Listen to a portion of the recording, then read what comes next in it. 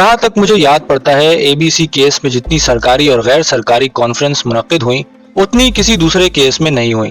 तकरीबन रोजाना एक कॉन्फ्रेंस मुनक्किद होती थी, कभी स्कॉटलैंड यार्ड में, कभी पोयरो के फ्लैट पर और कभी इंस्पेक्टर क्रोम के घर पर।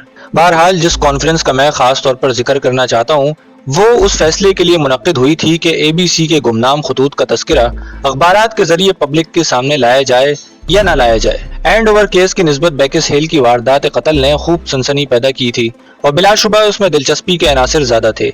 एक तो ये कि मकतूला एक नौजवान लड़की थी और दोम ये कि वारदात साहिल समंदर पर वाक़े एक दिलकश मकाम पर वक़ू पजीर हुई थी। चुनाचे वारदात की तफसीलात नुमाया तौर पर अखबारात ने शाया की। खास तौर पर एबीसी की रेलवे गाइड ने अवाम में दिलचस्पी का काफी मवाद बहाम पहुंचाया था। आम ख्याल ये था कि ये गाइड कातिल ने वहीं से खरीदी होगी और ये उसकी शनाख्त के लिए निहायत कारामद सुराग बन सकती है। बाज लोगों की राय ये थी कि कातिल बजरिया ट्रेन बेकिस हिल गया था और वहां से लंदन जाने वाली गाड़ियों का वक्त देखने के लिए ही उसने रेलवे गाइड खरीदी होगी। बहरहाल जितने मुंह उतनी ही बातें। जैसा कि कारीन को याद होगा कि एंड ओवर केस में रेलवे गाइड का तस्करा अखबारात में नहीं आया था, लिहाजा अवाम की नजर में इन दोनों वारदातों का एक दूसरे से किसी किस्म का ताल्लुक पैदा होना मुमकिन नहीं था। कॉन्फ्रेंस का इफ्तिताह असिस्टेंट कमिश्नर पुलिस ने किया। इस मरहले पे हमें एक पॉलिसी वज़ा करनी पड़ेगी। सवाल यह है कि आया हम पब्लिक के सामने कुल हकायक पेश कर दें, उसका ताउन हासिल करें। जाहिर है लाखों अफराद को इससे मजीद दिलचस्पी पैदा होगी और वो एक पागल शख्स है। जनाब आली मुजरिम पागल कतन नहीं है, डॉक्टर थॉमसन ने कता कलामी करते हुए कहा। मेरे ख्याल में एबीसी गाइड की फरोख्त पर कड़ी निगरानी रखी जानी चाहिए। मैं खुद जाती तौर पर उसका हामी हूँ कि हमें अंधेरे में रहकर काम करना चाहिए और मुजरिम को कतन इल्म न होने दिया जाए कि हम उसके खिलाफ क्या कुछ कर रहे हैं। लेकिन बदकिस्मती से यह हकीकत है कि वो बखूबी जानता है कि हमें क्या मालूम है। उसने तो खुद ही खतूत भेजकर हमारी तवज्जो अपनी जानिब मबजूल कराई है। कहिए मिस्टर क्रोम, आपकी राय क्या है? मेरा तो ये ख्याल है कि जनाब, अगर इस मामले को पब्लिक के सामने लाया जाए तो ये वही बात होगी जिसका एबीसी हमसे मुतमन्नी है। वो तो चाहता है कि उसे पब्लिसिटी मिले, शोहरत हासिल हो। क्या मैं सही नहीं कह रहा? डॉक्टर साहब, वो तो सनसनी पैदा करना चाहता है। डॉक्टर थॉमसन ने इस्बात में सर हिलाया। फिर असिस्टेंट कमिश्नर ने पुरफिकर अंदाज में कहा, मगर तुम उसे नाउम्मीद कर रहे हो।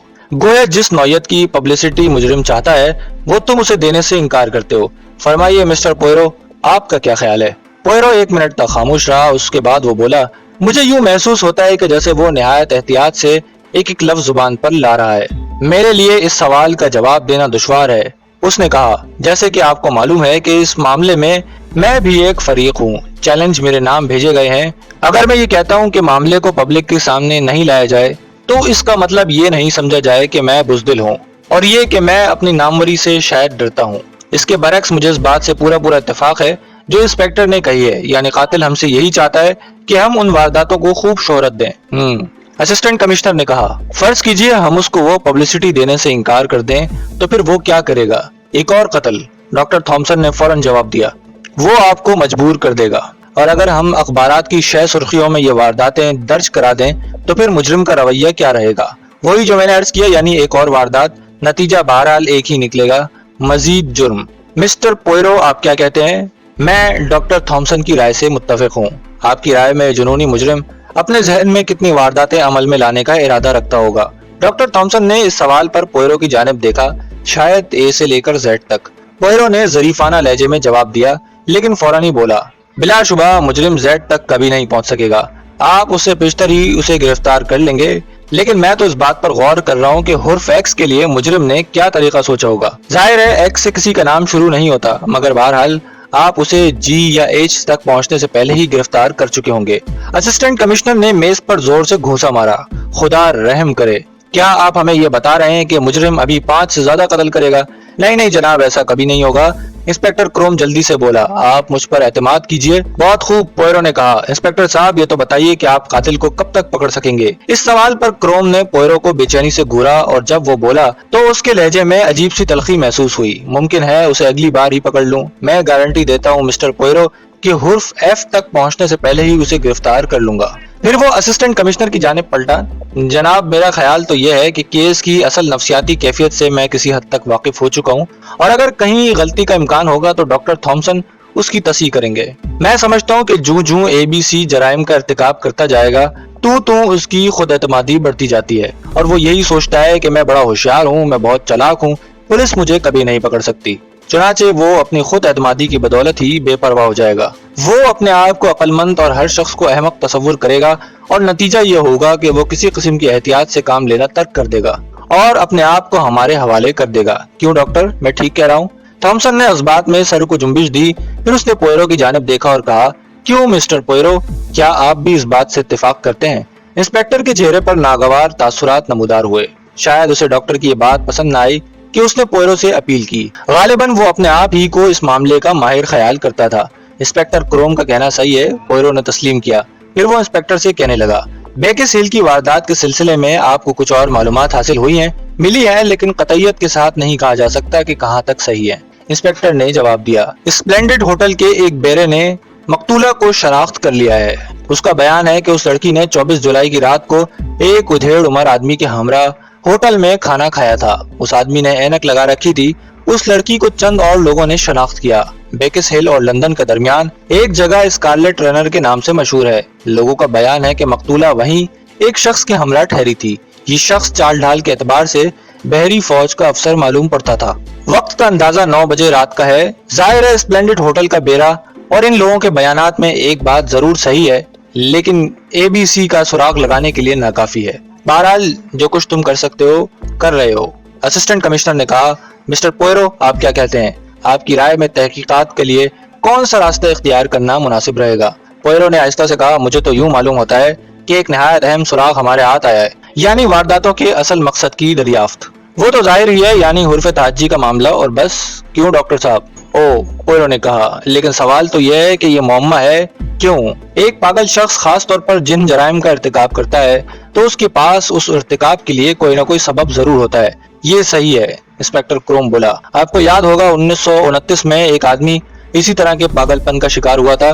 जो शख्स भी उसे जरा सी तकलीफ पहुंचाने का बाइस बनता था वो उसको जान से मार देता था। जी हाँ, पोयरो ने कहा, अगर आप फिल वक्त एक बड़ी और अहम शख्सियत हैं तो ये जरूरी है कि आप परेशानियों से महफूज रहें। इस बात को मिसाल के जरिए मैं वाज़ेह करता हूँ। फर्ज कीजिए कि एक मक्खी बार बार आपकी नाक पर आकर बैठती है, तो क्या आप गुस्से से पागल नहीं हो जाएंगे? फिर आप उस मक्खी को मार डालेंगे और इस हरकत में आपको कोई खदशा ना होगा, क्योंकि आपकी शख्सियत अहम है, मक्खी नहीं। मक्खी को मारते ही आपकी मुश्किल रफा हो जाएगी और आपका ये फेल दर हकीकत इंसाफ और बेगुनाही पर मबनी होगा।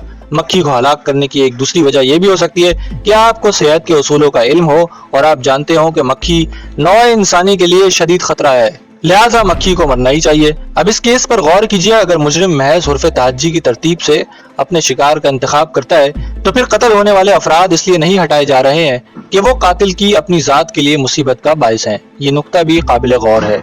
डॉक्टर थॉमसन ने कहा, मुझे एक मुकदमा याद आता है जिसमें एक औरत के शौहर को सजाए मौत दी गई थी। चुनाचे उस औरत ने एक एक करके ज्यूरी के अरकान को कत्ल करना शुरू कर दिया। किसी की समझ में नहीं आ रहा था कि ये क्या हो रहा है और आया इन वारदातों का आपस में क्या ताल्लुक है। ये अमवात महज इत्तेफाकी हादसा महसूस होती थी, मगर जैसा कि अभी मिस्टर पोयरो ने कहा कि दुनिया में ऐसा कोई कातिल नहीं है जो महज इत्तेफाकिया लोगों को हलाक करता फिरे। या तो वो उन अफराद को हलाक करता है जो उसके रास्ते की रुकावट हो, या वो महज एक खास यकीन और ईमान की बिना पर यह हरकत करता है। वो पादरियों, तवाइफों और पुलिस वालों को कत्ल करता है क्योंकि अपनी दानिश में वो ये यकीन कामिल रखता है कि इन अफराद को कत्ल करना ही चाहिए। बहरहाल जहाँ तक मैं देखता हूँ ये कायदा इस केस में सही नहीं बैठता। मिसेस आस्टर और बर्नार्ड एक ही तबके की औरतों में से नहीं थी। अलबत्ता ये कहा जा सकता है कि वो दोनों एक ही जिन्स से ताल्लुक रखती थी। खैर, ये पेचीदगी दूर हो जाएगी जब आइंदा कत्ल होगा।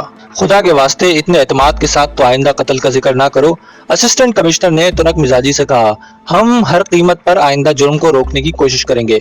आप अपनी मर्जी के मालिक हैं, डॉक्टर साहब ने जवाब दिया। अगर आप हकायक का सामना करने से गुरेज करते हैं तो जाने दीजिए। असिस्टेंट कमिश्नर ने पोयरो की जानिब मुड़कर कहा, मैं समझ रहा हूँ जो आपने कहा, ताहम बात वाज़ेह नहीं हो सकी। बाज़ औक़ात खुद मैं अपने आप से पूछता हूँ कि कातिल के जहन में सही तौर पर क्या गुजर रहा है। पोयरो बोला, उसके खतूत से तो यूं मालूम होता है जैसे वो महज अपनी जात को खुश करने के लिए कत्ल की वारदातें करता है। क्या वाकई ये बात सही हो सकती है? अगर ये सही भी हो तो हुर्फ ताज्जी को छोड़कर वो किस उसूल के तहत अपने शिकार का इंतखाब करता है? अगर वो अपने दिल खुश करने के लिए कत्ल की वारदातें करता है तो फिर खतूत भेजने के क्या मायने हैं? वो इन वारदातों को शोहरत देना चाहता है। हमें तस्लीम है कि वो उसके जरिए पब्लिक में हिजान पैदा करने का ख्वाहिशमंद है और अपनी शख्सियत को पब्लिक के सामने लाना चाहता है और फिर ان دو مقتولوں کی ذات سے اسے کیا نقصان پہنچا ہے؟ اس کی شخصیت سے ان کا کیا تعلق ہے؟ ایک آخری رائے، کیا وہ ذاتی طور پر مجھ سے نفرت کرتا ہے؟ یعنی ہر کوئی پوئرو سے؟ کیا وہ مجھے پبلک میں اس لیے چیلنج کرتا ہے کہ میں نے اپنی عملی زندگی میں کبھی اس کی شخصیت کو صدمہ پہنچایا ہے جس کا مجھے علم نہیں؟ یا اس کی مجھ سے نفرت غیر شخصی نوعیت کی ہے اور براہ راست ایک غیر ملکی فرد کے لیے ہے کیونکہ میں انگریز نہیں بیلجیم کا باشندہ ہوں؟ اگر ایسا ہے تو اس نے ایک غیر ملکی شخص کے ہاتھوں کون سا زخم کھایا ہے؟ یہ تمام معاملات بے شک نہایت اہم اور قابل غور و فکر ہیں، ڈاکٹر تھامسن نے کہا۔ انسپکٹر کروم نے اپنا گلا صاف کیا، پھر بولا، اچھا گویا اچھا اس کا تکیہ کلام تھا۔ شاید اس وقت یہ سوال ناقابل جواب ہیں، حالانکہ میرے دوست پوئرو نے اس کی جانب دیکھتے ہوئے کہا، انہی سوالات میں ہماری مشکلات کا حل پوشیدہ ہے۔ اگر ہمیں ان وارداتوں کی اصل حقیقت پتہ چل جائے کہ یہ جنونی قاتل قتل کیوں کرتا ہے تو پھر ہمیں یہ بھی پتہ چل سکتا ہے کہ اس کا آئندہ شکار کون ہوگا۔ انسپکٹر نے نفی میں سر ہلایا۔ میری رائے تو یہی ہے کہ وہ مقتولوں کا انتخاب محض اتفاقیہ طور پر کرتا ہے، وہ اعلیٰ دماغ کا قاتل ہے، پوئرو نے زیر لب کہا۔ کیا کہا آپ نے؟ میں نے کہا وہ اعلیٰ دماغ کا قاتل ہے۔ ذرا غور تو کیجئے، اپنی بیوی کو قتل کرنے کے الزام میں مسٹر آسٹر گرفتار کیا جاتا ہے اور بیٹی برنارڈ کو ہلاک کرنے کے الزام میں ڈونلڈ فریسر کو پکڑ لیا جاتا ہے۔ کیا ہمارا قاتل جنونی اتنا نرم دل ہے کہ وہ ان افراد کو سزا بھگتتے دیکھنا پسند نہیں کرتا جنہوں نے یہ وارداتیں کی ہی نہ ہوں؟ لہٰذا وہ ہمیں پہلے ہی خطوط لکھ کر خبردار کر دیتا ہے۔ اوہ، میں سمجھ گیا، ڈاکٹر تھامسن نے ایک دم بول اٹھا۔ مجرم چاہتا ہے کہ ان وارداتوں کا صحرا اس کے سر پر باندھا جائے، کوئی دوسرا اس میں شریک نہ ہو، یہی بات ہے۔ ابھی تک ہم نے اس بات پر غور نہیں کیا کہ آیا اس قصے کو پبلک میں لایا جائے یا نہیں، اسسٹنٹ کمشنر بولا۔ جناب عالی، اگر آپ مجھے اجازت دیں تو میں کچھ عرض کروں۔ میرا خیال ہے کہ آئندہ خط ملنے تک ہم انتظار کریں اور ABC کا خط مل جائے تو فوراً سب معاملہ اخبار کو سونپ دیا جائے۔ میرا مطلب ہے کہ خاص نمبر نکالے جائیں۔ بلا شبہ جس مقام پر واردات ہونے والی ہوگی وہاں ضرور بے چینی پھیلے گی، لیکن اس سے یہ فائدہ ہوگا کہ جس فرد کا نام C سے شروع ہوتا ہوگا وہ چوکنا ہو جائے گا اور اپنی حفاظت کا انتظام خود کرے گا۔ دوسری طرف قاتل بھی ضرور کامیابی حاصل کرنے کا تہیہ کر چکا ہوگا اور پھر وہ ہمارے ہاتھ سے بچ کر کہیں نہیں جا سکتا۔ انسپکٹر کروم تو یہ ڈینگے مارنے میں مصروف تھا، لیکن ہم میں سے کسی کو علم نہ تھا کہ مستقبل میں کیا ہونے والا ہے۔ مجھے وہ دن اچھی طرح یاد ہے جب ABC کا تیسرا خط آیا تھا۔ اس سے پیشتر تمام پیش بندیاں مکمل ہو چکی تھیں اور ہم سب کیل کانٹے سے لیس تھے تاکہ جو ہی ABC اپنی مجرمانہ کارروائی کا اعلان کرے ہماری طرف سے کسی قسم کی تاخیر واقع نہ ہو۔ اس مقصد کے لیے اسکاٹ لینڈ یارڈ کی طرف سے پوئرو کے مکان پر ایک پولیس افسر تعینات کر دیا گیا تھا تاکہ اگر ہماری غیر موجودگی میں کوئی خط آ جائے تو وہ اسے کھول سکے اور یارڈ کو فوراً اطلاع دے دے۔ انسپکٹر کروم اپنی تحقیقات میں شب و روز مصروف رہتا تھا۔ اس سلسلے میں بے شمار بے گناہ افراد کو پولیس نے حراست میں لے لیا تھا اور ان سے پوچھ گچھ جاری تھی، لیکن کوئی کارآمد سراغ نہ ملتا تھا۔ ادھر میرا اور پوئرو کا یہ حال تھا کہ جو ہی دروازے پر ڈاکیے کی مخصوص دستک سنائی دیتی تو ہمارے دل دھڑکنے لگتے، یا کم از کم میرا دل تو ضرور تیزی سے دھڑکنے لگتا تھا، اور پوئرو کے بارے میں مجھے پکا یقین نہیں کہ آیا اس پر بھی یہی کیفیت گزرتی تھی۔ مجھے یوں محسوس ہوا جیسے اس پرسرار کیس پر وہ خود بھی پریشان اور مضطرب ہے۔ اس دوران میں وہ لندن سے باہر بھی نہیں گیا تھا، اس کا زیادہ وقت اپنے کمرے میں ہی بسر ہوتا تھا۔ اس کی پلی ہوئی خوشنما مونچھیں بھی اپنی اکڑ بھول کر ہلکی ہو گئی تھی۔ ساری عمر میں غالباً یہ پہلا اتفاق تھا کہ وہ اپنی مونچھوں سے غافل رہا تھا۔ اس روز جمعہ تھا جب ABC کا خط رات کی ڈاک سے آیا۔ ہم دونوں ملاقاتی کمرے میں خاموش بیٹھے تھے کہ ڈاکیے نے دروازہ اپنی مخصوص اور جانے پہچانے انداز میں کھٹکھٹایا۔ میں اپنی کرسی سے اٹھ کر لیٹر بکس تک گیا۔ مجھے یاد ہے کہ بکس میں 4-5 خط پڑے تھے اور ان میں سے آخری خط پر ٹائپ شدہ الفاظ میں پوئرو کا پتہ درج تھا۔ پوئرو! دہشت کی ایک چیخ میرے منہ سے نکل گئی۔ میں نے کچھ کہنا چاہا لیکن زبان جیسے مردہ ہو چکی تھی۔ خط آ گیا۔ کھولو، جلدی کرو ہاسٹنگ، اسے کھولو، ایک منٹ قیمتی ہے اور ابھی ہمیں کچھ سوچ بچار بھی کرنا ہے۔ پوئرو کی جگہ کوئی اور شخص ہوتا تو اب تک وہ مجھ سے خط چھین چکا ہوتا، لیکن آفرین ہے کہ وہ اپنی کرسی سے ہلا تک نہیں۔ میں نے فوراً لفافہ کنارے پر سے پھاڑ کر خط نکالا جو حسب معمول اسی اعلیٰ کاغذ پر ٹائپ کیا ہوا تھا۔ پڑھو، پوئرو نے کہا، اور میں نے بلند آواز میں اسے خط کا مضمون پڑھ کر سنایا۔ میرے پیارے مسٹر پوئرو، مجھے آپ کی بیچارگی پر بڑا رنج ہے۔ افسوس، صد افسوس کہ آپ جیسا ذہین و فتین سراغ رساں ان معمولی وارداتوں کو حل کرنے میں ناکام رہا، جن کے متعلق ابتدا میں آپ کا خیال یہ ہوگا کہ یہ عام وارداتیں ہیں۔ چلو خیر، اس ذکر کو جانے دو، دیکھیں اس مرتبہ بھی آپ سے کچھ ہوتا ہے یا نہیں، اور بلا شبہ اس بار واردات آسان نہیں ہوگی۔ مقام چرسٹن اور تاریخ اس ماہ کی 30۔ ارے صاحب کوشش کیجئے، میں تو آپ کی کامیابی کے لیے بے چین ہوں۔ اچھا میرے دوست، الوداع، مخلص ABC۔ چرسٹن، میں نے کہا اور لپک کر الماری میں سے اپنی ABC ریلوے گائیڈ نکالی۔ دیکھیں یہ چرسٹن کس جگہ واقع ہے۔ ہوسٹنگ، پوئرو نے تیز لہجے میں کہا۔ خط کس تاریخ کو لکھا گیا ہے؟ کیا اس پر تاریخ درج ہے؟ میں نے خط پر نگاہ ڈالی۔ 27 تاریخ کو لکھا گیا تھا، میں نے اعلان کیا۔ اوہ، تب تو میں نے ٹھیک ہی سنا ہوسٹنگ، پوئرو نے فوراً کہا۔ کیا قاتل نے آئندہ جرم کی تاریخ 30 بتائی ہے؟ ہاں یہی تاریخ ہے۔ ارے ذرا مجھے سوچنے کا وقت تو دو کہ نہیں ہوسٹنگ، سوچنے کی ضرورت نہیں۔ کیا تم نے اب تک محسوس نہیں کیا کہ آج ہی 30 تاریخ ہے؟ پھر اس نے دیوار پر لٹکے ہوئے کیلنڈر کی جانب اشارہ کیا۔ میں نے روزنامہ اخبار سے بھی اس کی تصدیق کر لی۔ بلا شبہ اس روز 30 تاریخ تھی، مگر کیوں، کیسے؟ میرے منہ سے الفاظ ہی نہ نکلتے تھے۔ پوئرو نے اس اثنا میں فرش پر سے پھٹا ہوا لفافہ اٹھایا اور جس رخ پر پتہ درج تھا اس پر گہری نظر ڈالی۔ شروع میں خود میرے ذہن میں بھی اس بارے میں شک پیدا ہوا تھا کہ پتہ خلاف معمول زیادہ جگہ گھیرے ہوا ہے، لیکن میں لفافے کے اندر رکھا ہوا اصل مضمون پڑھنے کے لیے اتنا بے چین تھا کہ میں نے پتے کی جانب توجہ دینے کی کوشش نہ کی۔ ان دنوں پوئرو وائٹ ہیون مینشن میں رہائش پذیر تھا۔ لفافے پر پتہ یوں درج تھا: مسٹر ہرکول پوئرو، وائٹ ہارس مینشن۔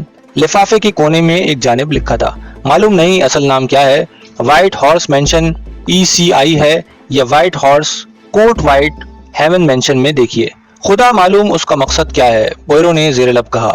ہمیں فوراً اسکاٹ لینڈ یارڈ سے رابطہ قائم کرنا چاہیے۔ اور چند منٹ بعد ہی وہ انسپکٹر کروم سے ٹیلی فون پر گفتگو کر رہا تھا۔ پوئرو کی بات سننے کے بعد انسپکٹر نے چرسٹن سے فون کا سلسلہ قائم کرنے کے لیے جلدی سے ایکسچینج کو اطلاع دی۔ وقت گزر گیا ہوسٹنگ، وقت گزر گیا۔ پوئرو مایوسانہ انداز میں سر ہلا رہا تھا۔ ابھی یقینی طور پر کچھ نہیں کہا جا سکتا، میں نے محض دل کو تسلی کے لیے اصرار کیا۔ پوئرو نے گھڑی کی جانب دیکھا، 10:20 ہوئے ہیں اور ابھی 30 تاریخ ختم ہونے میں 1 گھنٹہ 40 منٹ باقی ہیں۔ کیا یہ ممکن ہے کہ ABC اتنے عرصے تک اپنے ہاتھ روکے رکھے؟ میں نے ریلوے گائیڈ کھولی جو میں پیشتر ہی الماری سے نکال چکا تھا۔ اس کے ورق الٹ کر چرسٹن کا نام تلاش کیا۔ چرسٹن ڈیون، میں نے بلند آواز سے پڑھا۔ پیڈنگٹن سے 3/4 204 میل کے فاصلے پر واقع ہے۔ آبادی 656۔ معلوم ہوتا ہے یہ بہت ہی چھوٹا گاؤں ہے اور یقیناً ہمارا مجرم لوگوں کی نظروں سے محفوظ نہیں رہے گا، لیکن اب کیا ہوتا ہے، ایک قیمتی جان تو ضائع ہو چکی ہوگی۔ پوئرو نے بڑبڑا کر کہا۔ کون سی گاڑیاں وہاں جاتی ہیں؟ میرا خیال ہے کار کی نسبت ہم ریل سے وہاں جلدی پہنچ جائیں گے۔ ایک گاڑی رات 12 بجے جاتی ہے ٹیوٹن ایبٹ 6:15 پر اور چرسٹن صبح 7:15 پر پہنچ جاتی ہے۔ یہ گاڑی پیڈنگٹن سے جاتی ہے نا، ہم اسی پر چلیں گے، پوئرو نے فیصلہ کیا۔ اس اثنا میں پوئرو نے ایک مرتبہ پھر اسکاٹ لینڈ یارڈ کو فون کیا اور میں سفر کے لیے ضروری سامان اور چند کپڑے سوٹ کیس میں رکھنے لگا۔ چند منٹ بعد وہ خواب گاہ میں داخل ہوا اور زور سے کہنے لگا، ارے تم یہ کیا کر رہے ہو؟ میں تمہارا سامان بکس میں رکھ رہا ہوں، بعد میں تاخیر نہ ہو جائے۔ میں نے حیرت سے جواب دیا، سب ستیہ ناش کر دیا تم نے۔ ذرا دیکھو یہ طریقہ ہے کوٹ رکھنے کا، دیکھو تم نے میرے پاجاموں کے ساتھ کیا سلوک کیا ہے۔ ذرا سوچو تو صحیح، اگر یہ تیل کی بوتل ٹوٹ جائے تو پاجاموں کا کیا حشر ہوگا۔ لعنت ہے، میں چلایا، ادھر کسی کی زندگی اور موت کا معاملہ ہے اور تمہیں اپنے پاجاموں کی پڑی ہے۔ تمہیں صحیح طور پر سوچنے سمجھنے کی اہلیت تو قدرت نے بخشی ہی نہیں۔ ظاہر ہے کہ گاڑی کے جانے کا جو وقت مقرر ہے ہم اس سے پیشتر اس پر نہیں جا سکتے، اور نہ اس طرح کپڑوں کا ناس مارنے سے ہم قاتل کا ہاتھ پکڑ سکتے ہیں، لہٰذا ہمیں سکون اور اطمینان سے اپنا کام کرنا چاہیے۔ یہ کہہ کر اس نے مجھے پرے ہٹایا اور تمام چیزوں کو اثر نو سلیقے سے نفاست سے ترتیب دے کر رکھا۔ پھر اس نے بتایا کہ ABC کا خط اور لفافہ ہمیں اپنے ساتھ پیڈنگٹن لے جانا پڑے گا اور اسکاٹ لینڈ یارڈ کا کوئی آدمی وہاں ہم سے ملے گا۔ چنانچہ جب ہم پیڈنگٹن کے ریلوے پلیٹ فارم پر پہنچے تو انسپکٹر کروم وہاں موجود تھا۔ اس نے پوئرو کو دیکھتے ہی کہا، چرسٹن سے ابھی تک کوئی خبر نہیں ملی، وہاں رہنے والے ان تمام افراد کو فون کے ذریعے پولیس نے خبردار کر دیا ہے جن کے نام حرف C سے شروع ہوتے ہیں۔ ہمارے لیے اب بھی ایک موقع ہے، آپ وہ خط لائے؟ پوئرو نے خط نکال کر اسے دے دیا، جس کا انسپکٹر نے نہایت غور و خوض سے معائنہ کیا اور منہ میں کچھ بے معنی الفاظ بڑبڑاتا رہا۔ پھر میں نے لفافے کی پشت پر درج پتے کی جانب اس کی توجہ مبذول کرائی اور پوچھا، آپ کا کیا خیال ہے، کیا قاتل نے کسی مقصد کے تحت پتہ غلط درج کیا ہوگا؟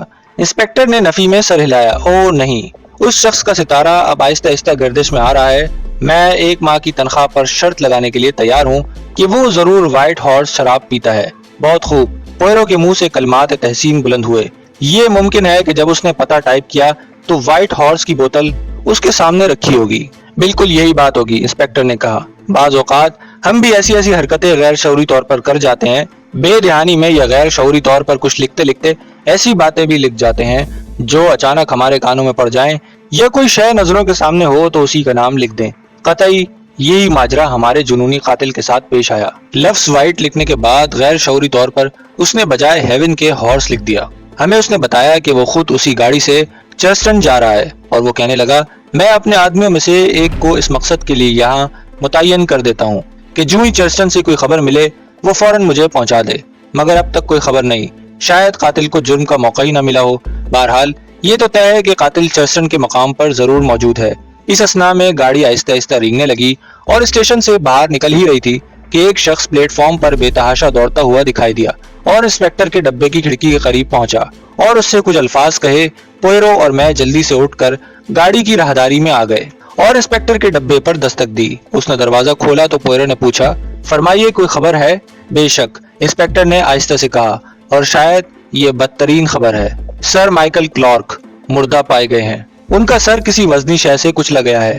سر کلارک کا نام سنتے ہی میرے دل کو بڑا صدمہ پہنچا۔ میرا خیال ہے کہ یہی حال پوئرو کا بھی تھا، چونکہ ایک لمحے کے لیے اس کے چہرے کا رنگ متغیر ہوا تھا۔ اگرچہ سر کلارک کا نام عوامی حلقوں میں اتنا مشہور نہ تھا، لیکن امراء اور طبقہ خاص کے افراد میں وہ اونچی حیثیت کے اور شہرت یافتہ شخص گنے جاتے تھے۔ وہ اپنے دور کے ان چند برطانوی ڈاکٹروں میں سے تھے جن کو گلے کی بیماریوں کے علاج میں مہارت حاصل تھی، اور وہ چند سال پیشتر ملازمت سے ریٹائر ہوئے تھے۔ انہوں نے اپنی پریکٹس کے دوران دولت بھی خوب کمائی۔ ان کی زندگی کا بس ایک ہی مشغلہ تھا، چینی کے برتن اور نادر اشیاء جمع کرنا۔ ڈاکٹری سے ریٹائر ہونے کے بعد انہیں ایک چچا کی وفات کے ذریعے اس کی ساری جائیداد اور روپیہ پیسہ وراثت میں ملا۔ انہوں نے دولت کا بیشتر حصہ اپنے عجیب و غریب شوق پر صرف کیا، اور یہ بات بلا مبالغہ کہی جا سکتی ہے کہ قدیم و جدید چینی ظروف، تصاویر، زیبائش اور آرائش کا جو ذخیرہ ان کے پاس تھا وہ شاید یورپ میں کسی اور شخصیت کے پاس نہ ہو۔ سر کلارک شادی شدہ تھے مگر اولاد سے محروم۔ انہوں نے ڈیون کے قصبے میں ساحل سمندر پر اپنے رہنے کے لیے ایک خوشنما کوٹھی تیار کی تھی، اور وہ اپنا زیادہ تر وقت وہیں بسر کیا کرتے تھے، اور بعض ضروری کاموں اور عجیب و غریب اشیاء کی خرید و فروخت کے لیے کبھی کبھار لندن آیا کرتے تھے۔ ان کی موت ایک معمولی شخص کی موت نہ تھی جسے محسوس نہ کیا جاتا۔ اخبارات کے لیے تو مدت کے بعد سنسنی پھیلانے کا موقع ہاتھ آیا تھا۔ اس سے پیشتر بیٹی برنارڈ کے قتل نے بڑی دہشت پھیلا رکھی تھی۔ یہ نہلے پر دہلا ثابت ہوا۔ ممکن ہے ان وارداتوں کی پبلسٹی سے ہی کوئی خاص فائدہ حاصل ہو جو ہماری اور پولیس کی انفرادی کوششوں سے حاصل نہ ہو سکتا ہو۔ اب تو پورا ملک ABC کو تلاش کرنے میں مصروف ہو جائے گا، پوئرو نے کہا۔ بدقسمتی سے یہی بات تو قاتل چاہتا ہے کہ ملک کا ہر فرد اسے جان جائے، میں نے کہا۔